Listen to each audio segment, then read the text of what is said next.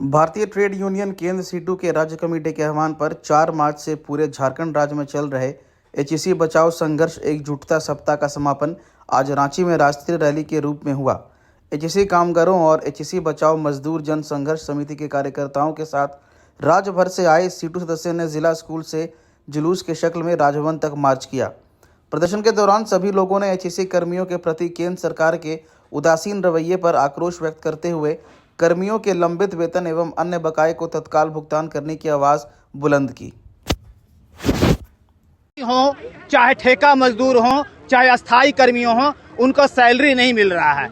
Shop में प्रबंधन बोलती है कि एचईसी के सारा कामगार हड़ताल पर है, लेकिन हम इस चीज़ को आपको बताना चाहते हैं कि ये हमारा हड़ताल नहीं है। हम 20 महीना से जो काम किए हैं वो काम का हम पैसा मांग रहे हैं। और शॉप के अंदर में कोई भी कर्मचारी काम करने के लिए जाता है तो वहाँ न संसाधन है, न रॉ मटेरियल है, न काम करने के लिए मोबिल है, न तेल है। तो आदमी वो जेल नहीं है कि कारखाना के अंदर में जाए और 5 घंटा अंदर रहे और बाहर आ जाए। आज 6 महीना से प्रबंधन ऐसा काम की है गैर कानूनी कि जिसके चलते एचईसी प्रबंधन को जेल जाना पड़ सकता है।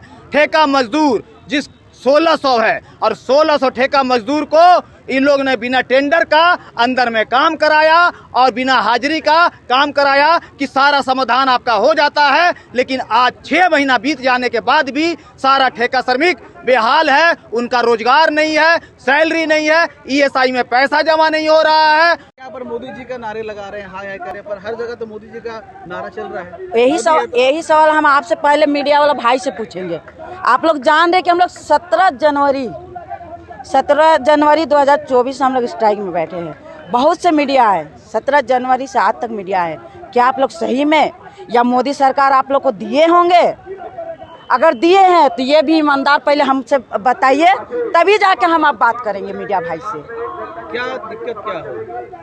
दिक्कत अगर सही बताइएगा तब हम बताएंगे। या आप मोदी का आदमी है तब तो हमसे कोई सवाल मत कीजिए। और ये मजदूर भिखारी का अगर है तब हमसे बात कीजिएगा। नहीं, यहाँ क्या 17 जनवरी से है, 17 जनवरी से है, अभी के नहीं है। 17 जनवरी आज कितना तारीख मालूम है ना? आज 9 मार्च है। तो सोचिए कितना दिन हुआ हम लोग का स्ट्राइक किए। सब कहते हैं कि मीडिया वाला भाई कहते हैं कि हम लोग वहाँ तक दे रहे हैं। अभी तक अगर वहाँ तक चला जाता तो क्या मोदी सरकार भेड़वा दोगला का कान में नहीं सुनाई देता ना? आज तो क्या मोदी सरकार क्या कर रहे हैं? करेंगे कब? जब उनका जनी है ही नहीं है, बाल बच्चा है ही नहीं है, परिवार है ही नहीं, तो क्या करेंगे? ये गरीब मजदूर का हम लोग का तो बाल बच्चा है, तो हम लोग जान रहे कि तकलीफ क्या है।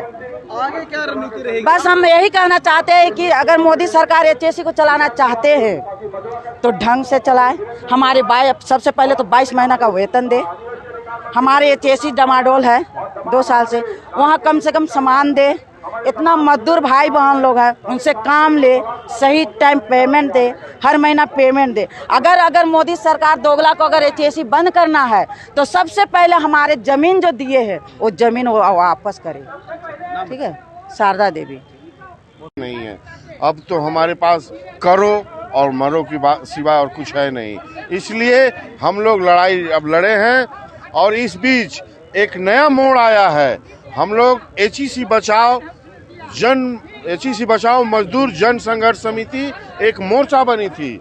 इस मोर्चा में 7-8 यूनियनें थी, लेकिन सबसे पहले इंटक के लोग भागने का काम किया।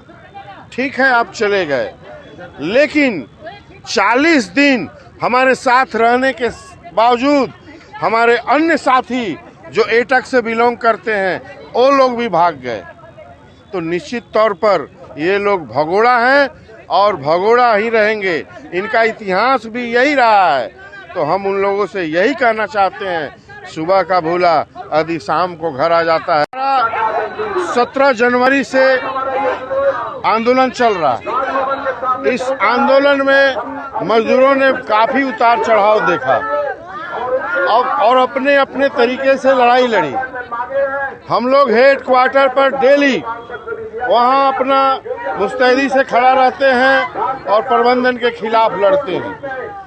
सवाल आपका ये हो सकता है कि आप क्यों लड़ते हैं। तो हम इसलिए लड़ते हैं कि हमारे को जो एचईसी है, देश का एक आधुनिक मंदिर, जिसको बंद करने का साजिश चल रही है मोदी सरकार के द्वारा, और मोदी सरकार इसको प्राइवेट अपने दोस्तों के हाथे, अंबानी और अडानी के हाथों में सौंपना चाहती है।